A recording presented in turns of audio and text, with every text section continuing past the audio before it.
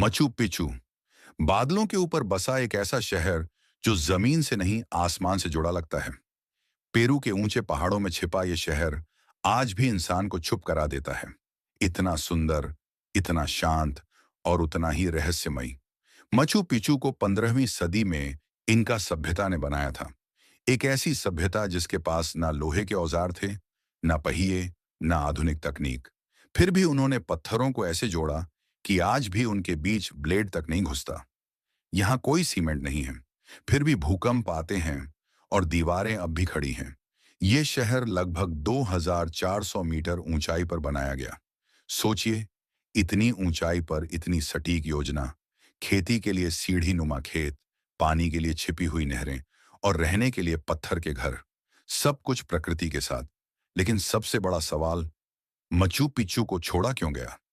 जब स्पेनिश आक्रमणकारी आए तो उन्होंने पूरी इनका सभ्यता को नष्ट कर दिया। लेकिन अजीब बात यह है, मचू पिच्चू उनकी नजर से बच गया। फिर भी लोग अचानक इस शहर को छोड़कर गायब हो गए।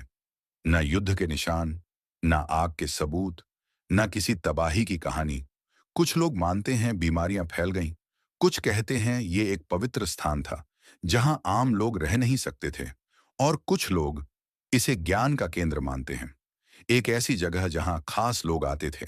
सैकड़ों साल तक दुनिया को इस शहर के बारे में कुछ भी नहीं पता था।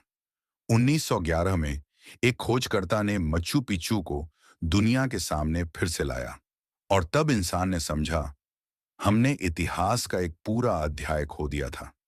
आज भी मच्चू पिच्चू बादलों में छिपा खामोशी से खड़ा है, जैसे कह रहा हो, सभ्यताएं हथियारों से नहीं, ज्ञान से महान बनती हैं, और जो ज्ञान खो जाता है वो पत्थरों में रहस्य बनकर जिंदा रहता है। लेकिन मचू पिचू का रहस्य सिर्फ इसके गायब होने तक सीमित नहीं है। इस शहर की बनावट खुद में एक सवाल है। यहाँ की इमारतें सिर्फ रहने के लिए नहीं थीं, बल्कि सोच समझकर बनाई गई थीं। कुछ पत्थर सूरज की दिशा के अनुसार रखे गए हैं। साल के खास दिनों में सूरज की किरणें सीधे मंदिरों के भीतर एक निश्चित जगह पर गिरती हैं। ये इत्तेफाक नहीं हो सकता। इनका सभ्यता आसमान को पढ़ना जानती थी। सूरज, चांद और तारों की चाल उनके लिए कैलेंडर थी। मचू पिचू में मौजूद टेम्पल ऑफ द सन इसका सबसे बड़ा सबूत है। यहां से मौसम बदले जाने का अंदाजा लगाया जाता था।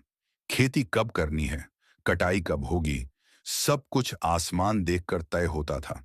एक और हैरान करने वाली बात, इस शहर में कोई बाजार नहीं मिला, ना ही युद्ध के हथियार।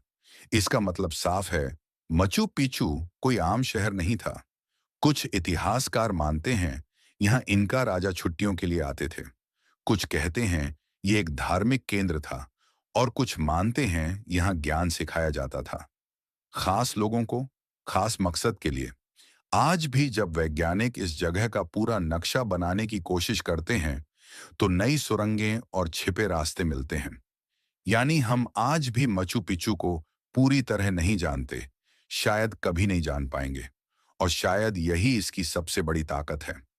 मचू पिच्चू हमें यह नहीं बताता कि इंसान क्या कर सकता है, बल्कि ये याद दिलाता है कि इंसान कभी कितना आगे था, बिना मशीनों के, बिना शोर के, प्रकृति के साथ, और फिर खामोशी से गायब हो गया। मचू पिच्चू आज भी बादलों में खड़ा है, जैसे कह रहा हो, जो इतिहास को समझता है वही भविष्य को संभाल सकता है, और जो भूल जाता है वो बस खंडहर बन जाता है।